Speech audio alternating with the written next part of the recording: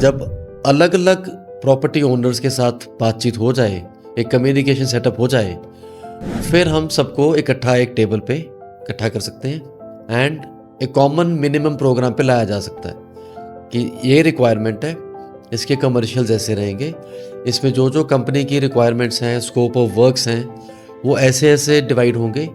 उन चीज़ों को फैसिलिटेट करने के लिए हमारे जैसे लीजिंग कंसल्टेंट्स की खुद की इन हाउस टीम्स भी होती हैं, जो हम उन चीज़ों के लिए हेल्प कर सकते हैं।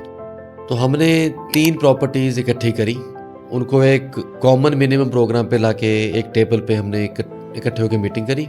फिर कंपनी के साथ नेगोशिएशंस करवाने के बाद सारे legal documents, ownership document, title documents इकट्ठे करके कंपनी में जब सबमिट किए, तो कंपनी की तरफ से एक स्कोप ऑफ वर्क की डेफिनेशन आती है कि अगर हम इन तीनों या चारों प्रॉपर्टीज़ को मर्ज करते हैं, तो हमें सिविल की क्या रिक्वायरमेंट्स रहेंगी, हमें फसाड की क्या रिक्वायरमेंट्स रहेंगी, हमें इलेक्ट्रिकल कनेक्शन की क्या रिक्वायरमेंट्स रहेंगी।